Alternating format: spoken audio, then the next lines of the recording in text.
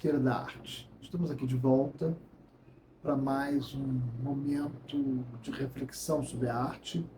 Na verdade, estamos hoje fazendo uma segunda parte da arte indígena. Nós começamos na semana passada e eu explico por que, que nós estamos hoje com a arte indígena, continuando a arte indígena.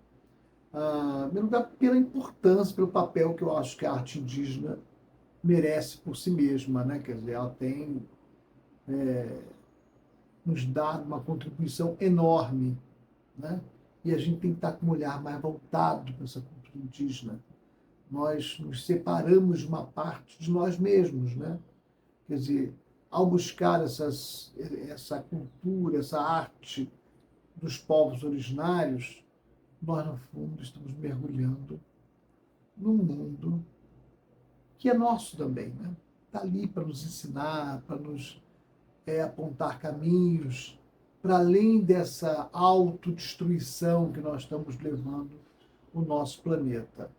Então, eu acho que o momento é um momento muito apropriado para nós fazermos essa aproximação com as nossas comunidades indígenas.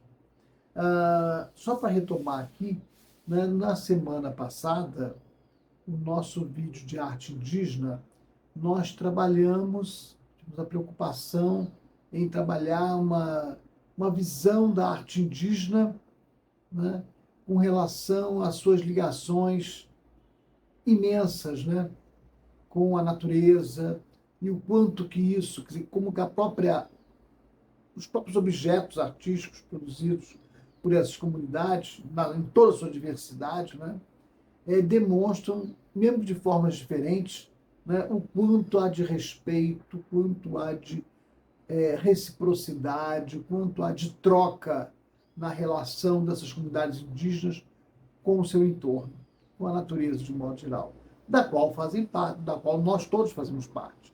A gente esquece muito isso também. Nós somos natureza, que a natureza não está lá e nós aqui, não, nós somos parte dela, mesmo que mergulhados até o pescoço numa floresta de concreto, que são as nossas cidades.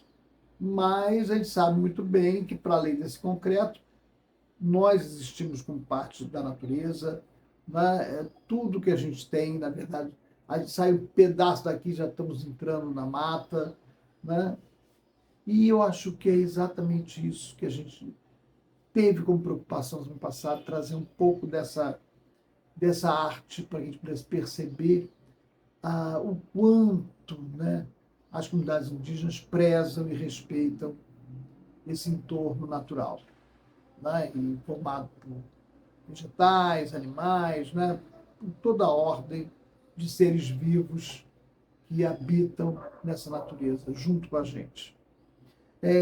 Ao mesmo tempo, também tivemos cuidados, na semana passada, mostrar que essas comunidades indígenas, para além da enorme resistência demonstrada nos seus próprios objetos, lembrando um pouco aí, fazendo uma paródia aí ao próprio filme, como se dissesse Ainda Estou Aqui, quer dizer, as obras de arte indígena são uma forma de referência a isso, que as populações indígenas continuam existindo, mesmo com todas as dificuldades, mesmo com toda a violência que elas sofrem, elas estão ali, numa resistência incrivelmente forte, incrivelmente especial, e que a gente preza isso, o quanto eles conseguem fazer isso.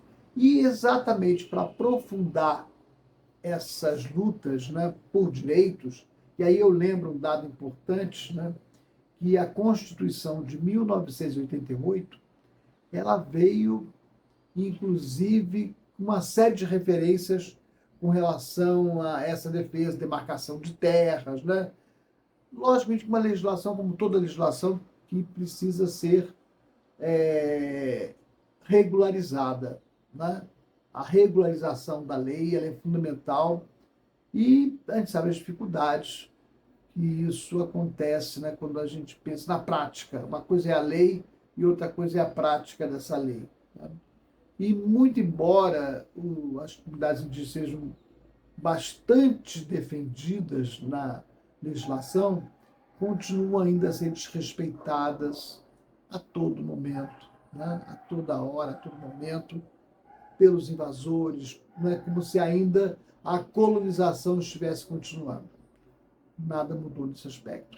Então, por esse motivo, também algumas comunidades, muitas comunidades, começaram a aceitar alguns aspectos da aculturação, né, que já vinha desde a época dos jesuítas, no início da colonização, e começaram a frequentar escolas, começaram a aprender a língua portuguesa como uma forma de se fazer entender também, né, com a língua do dominador, com a língua do branco. E nós percebemos que no meio disso tudo começou a se formar uma intelectualidade indígena muito poderosa, que está escrevendo livros, né, que a gente comentou isso, lidos não só no Brasil, como no mundo inteiro, né, alguns livros muito importantes, né, e figuras assim incríveis, né, como o cacique Raoni, nós comentamos também na semana passada, que recebeu uma homenagem na Casa Tucum, vocês lembram, na Casa Tucum, mostramos uma parte dessa homenagem que foi feita ao cacique Raoni, né? E a figura dele foi assim, emblemática nessa luta toda, especialmente no campo externo.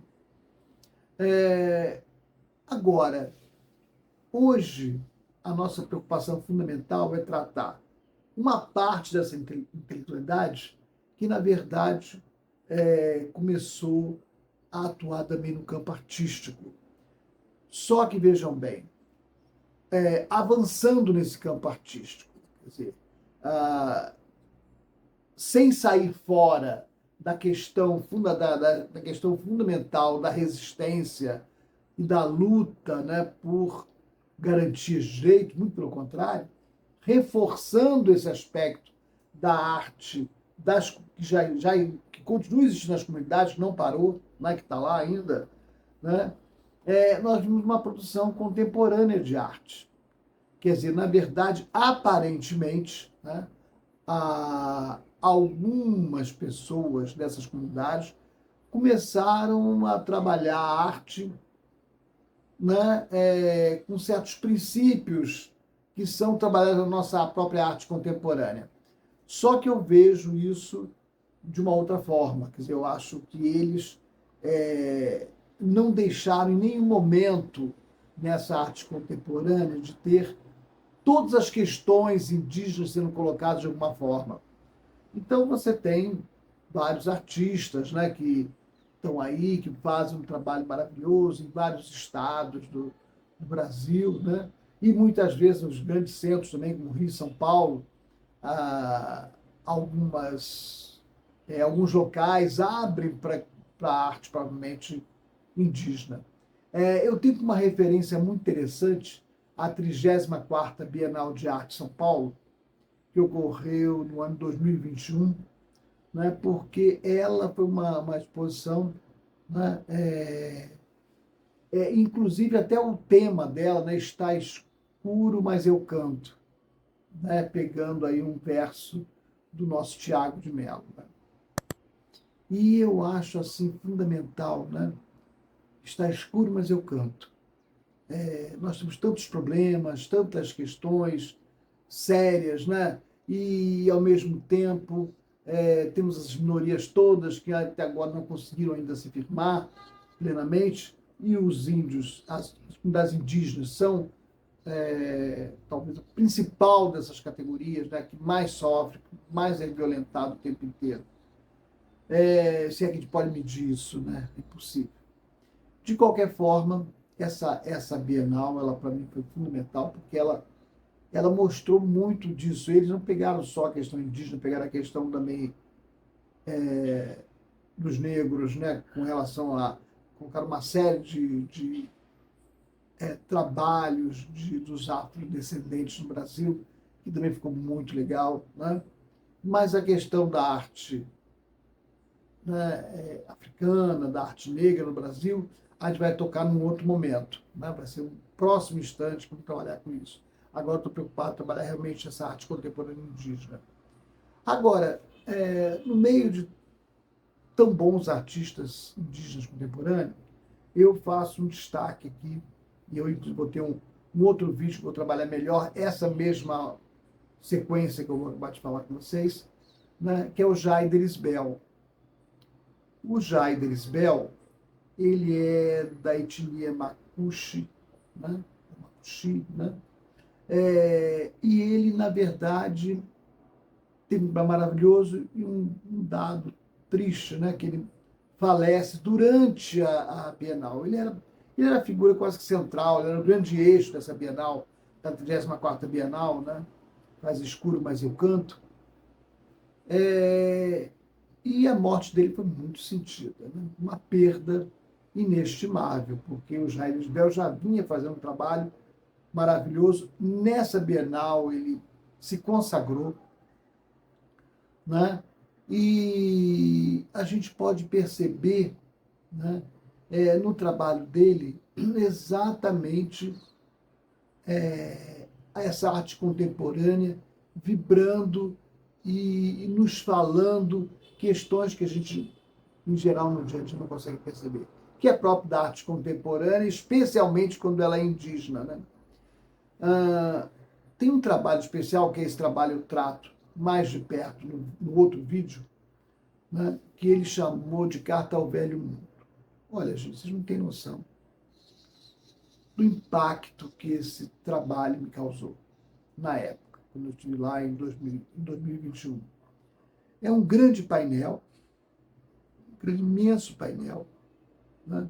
E nesse painel, o Jaider colocou simplesmente, né, cópias de livros do Renascimento italiano. Então eram várias páginas, né, todas elas coladas no painel. Só que nessas páginas, o Jaider colocou desenhos indígenas, né, grafismos indígenas, e colocou palavras, né, falando, né, como se aqueles seres desenhados ali, que muitos deles eram seres ligados ao sagrado indígena, quer dizer, que tem relação com os rituais indígenas, né, lado a lado com desenhos do Renascimento, ou em frente, né, ou se confrontando. Para mim isso foi maravilhoso, porque, sabe, é aquela forma de mostrar, né, eu nunca vi nada tão gritante no seu desabafo contra o eurocentrismo, contra a prepotência europeia de achar que a única arte que existe é a deles, né, que nada mais no mundo existe de arte, fora o que é produzido lá, do que esse painel do Jaider. Honestamente, eu nunca vi nada parecido. Né? O próximo disso, próximo dessa impressão magnânima que me deu. E eu realmente fiquei muito mexido. Tanto é que, na época, eu trabalhava ainda, estava nativa ainda, na UF, eu usei esse painel, praticamente, meus alunos que estiverem assistindo esse vídeo vão lembrar disso, praticamente em todas as minhas aulas. Eu não resisti. Não, isso tem que ser uma coisa para ser alardeada, né? Porque é muito sério o que o Jaider Isbel está colocando aqui. Né? Muito sério mesmo. Tá? Porque ele está tendo já a carta ao velho mundo, é uma carta, como se dissesse, né? Olha, meus amigos, vocês não são os únicos, vocês sequer são os melhores, né? Muito embora o Renascimento, que é outra coisa que eu pretendo trabalhar mais para frente, né? E a gente vai voltar a discutir isso, e também não tem uma pirâmide em que vocês estão lá no alto, né? Não existe uma verticalidade em termos de arte. A arte, ela é toda horizontal. Não importa onde ela é produzida, em que lugar, de que forma, arte é arte. Né? Então, ele quis dizer claramente isso. Né? Como que, entre outras coisas, isso é um desrespeito à diferença. E vários dos desenhos, das inscrições que ele coloca, deixam isso muito claro, do quanto do quanto é agressivo você imaginar que só aquilo que você coloca ali naqueles livros é que importa, né? E quando ele fazia lá os seus desenhos por cima dos livros, está dizendo exatamente isso. Ó, estamos aqui, dentro desse livro do Renascimento, né, para mostrar a horizontalidade da arte. Como que ela não pode ser vista de forma vertical, né? Então, meus amigos, minhas amigas, eu penso que a arte contemporânea indígena tem muito disso, de mostrar essa questão, né? O próprio Jaider, ele chegou a colocar uma vez falando em veículos de comunicação nossos, de mídia, né? De que a arte indígena ela pressupõe, né, um olhar sobre, sobre a cultura, sobre a arte, né, sobre o próprio Brasil, que nós, até hoje, não tivemos plena consciência. Ou seja, ele quis dizer o quê? Que a arte indígena, né, até por ter esse olhar do indígena, esse olhar que não é totalmente de fora, porque ele está aqui, né, mas que é um olhar de fora desse nosso sistema de vida, né, uma outra maneira de enxergar as coisas. Ele consegue, às vezes, apresentar uma consciência do Brasil que nós não temos. O fundo da frase dele, né, seria mais ou menos isso, né? A importância dessa arte, essa frase eu volto a tocar nela de novo também no vídeo que eu trato já de Lisbel. Estou só tentando adiantar com vocês essa questão. Mas o fundamental para mim é que a gente perceba que a questão da arte indígena não pode ser pensada só no aspecto da coletividade, do coletivo, que eu acho maravilhoso, né? Esse espírito do coletivo das comunidades indígenas. Essa arte, ela é fundamental, ela está aí nos alimentando o tempo inteiro, se a gente quiser enxergar, se a gente quiser ver de perto, né? Inclusive nessa relação com a natureza, eu acho que isso é básico, mas também por essa arte contemporânea realizada por uma parte dessa intelectualidade indígena que também disparou desse lado, né? E que com isso nos fez enxergar melhor a nós mesmos. Pelo menos isso aconteceu comigo diante lá do painel do Jaider Lisbel. Com certeza vocês não têm dúvida disso. Acho que eu nunca fiquei tão mexido, acho que eu nunca fiquei tão impactado com uma obra de arte como eu fiquei diante do painel do Jaider Lisbel. Tudo razão para ele. Eu acho que realmente a arte contemporânea indígena, especialmente, né? A arte indígena de modo geral, mas especialmente a contemporânea, até por estar aqui, né? Porque ele trouxe para a cidade, ela não está lá na comunidade indígena, ela está aqui. Então não há necessidade de eu ir ao Museu do Índio, não há necessidade de eu ir à Casa Tucum, né? Porque ela está aqui, ela está sendo apresentada, focada em uma Bienal, a 34ª Bienal de Arte de São Paulo, quer dizer, com uma visibilidade imensa, sendo vista pelo mundo inteiro. Acredito que muitos europeus devem ter dado de cara com aquela forma, né, contestadora de trabalhar essa relação entre a arte indígena e a arte, e um dos momentos mais altos da arte europeia, que é o próprio Renascimento, né? Então é isso, gente. Na realidade, o que eu quero deixar hoje aqui é essa marca, né? A importância, o papel dessa arte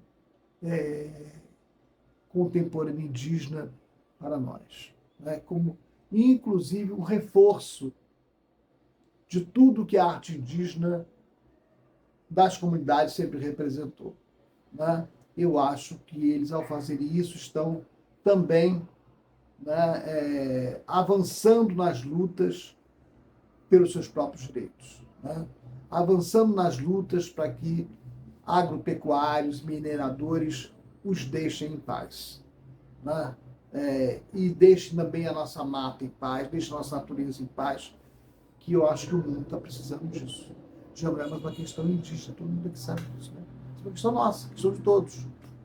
Né? Qual o tempo vai levar de vida esse planeta a continuar a forma como está?